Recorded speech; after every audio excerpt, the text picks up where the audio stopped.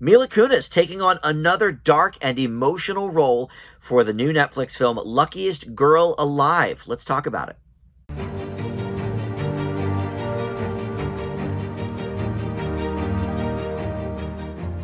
Hey guys, Dan here. This is Dan Reviews It. Welcome to my spoiler-free review for the new Netflix film Luckiest Girl Alive.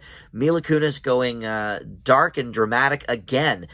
We just saw this last year with the movie 4 Good Days, in which she played an addict that needed 4 days of clean living before she could go into a rehab facility. And here, she's doing it again. Another very, very emotionally striking performance. And this is currently Netflix's #1 movie on their platform, either original or otherwise. So, very, very, many eyes on this movie. And I think there's been some talk about how it should have perhaps come with a trigger warning at the beginning, much like some of their other content, 13 Reasons Why, for example. And I agree. There's a lot of dark stuff in this movie that could certainly trigger some people that maybe have been in one or more of these situations. But before we dive too far into the movie, I do want to welcome you into Dan Reviews It. Thank you for finding my video. Tons of movie and TV stuff to check out on the channel here. And think about subscribing down below. Would love to have you aboard there. Or just like or comment or share this video. All of that does help the channel out, certainly. So I appreciate it. All right. So other than Mila Kunis, we have some people like Finn Wittrock, Scoot McNairy, who I just saw as the dad in Lyle Lyle Crocodile. Thomas Barbscua, who has been in a lot of, he's a young actor that's been in a lot of TV shows and movies. I believe he might have been in Shazam, but I know he was in that TV show The Mick with Caitlin Olsen for a couple of seasons. But anyway, the basic premise of the movie is this.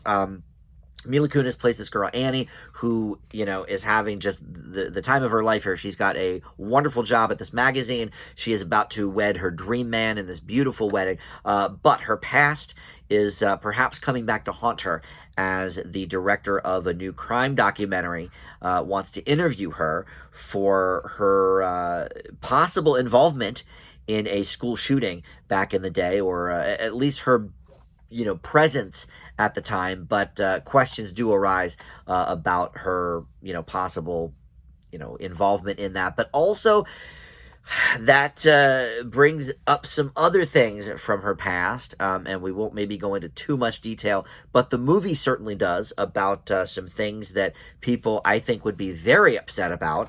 To just go into this movie blind, but there is a pretty vicious, I'm just going to say it, I guess, rape scene, because, even if Netflix doesn't have a trigger warning on it, I think I would like to let people know that that is there.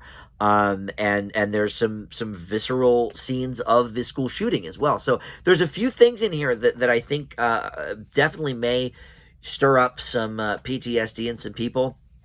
Did they really need to be shot so, in your face and so close up and involved? I don't know.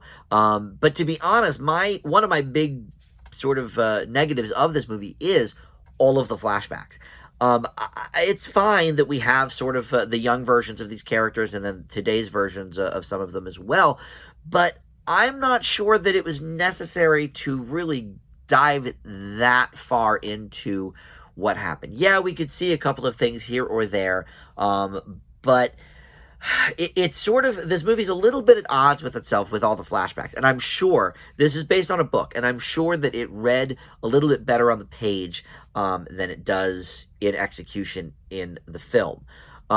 Because I think, because we have almost, I'm not sure if it's equal amounts of time, but it's pretty close. The current day stuff gets probably a little more play, but it's like a 60-40 kind of thing. I don't think it's, I think this movie might have been helped if we were more like 75%, 80% in the present, and just sort of getting those flashbacks in little drips, maybe when she's being interviewed by the guy.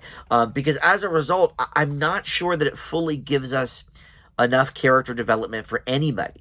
The young versions or Mila Kunis in the present day, and what comes with that. I would have liked to maybe explore that present day a little bit more. And look, I'm always saying, Netflix should cut their cut their miniseries down from, 8 episodes or, 6 episodes, whatever. Couldn't this have been a movie? This actually, if they were going to go the route that they went, might have benefited from, a 4-episode miniseries or something where we could really dive in a little bit deeper, because the flashback stuff ends up kind of being like, okay, this happened, then this happened, then this happened, but we don't really explore it much deeper than that. And I think that's definitely a bit of a detriment. But listen, Kunis is giving us another fantastic dramatic performance. We first saw her in that 70s show, 20 years ago now or something. And we've watched her all, kind of grow in different genres. And I think she's adept at a lot of them. And between this and 4 Good Days, she's really given us 2 very, very good, dark, emotional, dramatic performances in the last year and a half. So for that, the movie's strength is certainly there. But also, I do think these are important issues that need to be talked about in terms of how they affect people. But also, there's like a twist here that I'm not going to go into. It's not necessarily a twist because it's pretty telegraphed. We know sort of where she's going with it, I think pretty soon in the movie. But to see it unfold towards the end, the last half of this movie is definitely stronger, I think, than the first half. So, yeah, there's a little bit of at odds here for me with this movie, but there's no doubt that Mila Kunis could have a really good dramatic career ahead of her. I wouldn't say any of these performances have been like Oscar caliber, but I think for somebody who we largely know as a comedic actress, a sitcom star perhaps, I do think her spreading her wings a bit and doing as well as she's doing. I think these are both very good performances. 4 Good Days and Luckiest Girl Alive. However, again, with everything sort of being everything else sort of detrimental to the movie. Not everything else, but the things I mentioned. Also, this was directed by Mike Barber, and I thought that was maybe a slightly odd choice because this seems like a very female-centric kind of a story, but I looked into his filmography and he's directed a bunch of different episodes of The Handmaid's Tale and a lot of things like that that are very sort of, females first kind of in mind. So, all right, I'll give him that. The direction I don't think was the issue, except for, a little too much maybe in the flashback zone there. But overall, I thought this was an okay movie. Bolstered certainly by a very good Kunis performance. I leave Luckiest Girl Alive with a C+. All right, thanks for watching, and we'll see everybody next time on Dan Reviews It. Bye.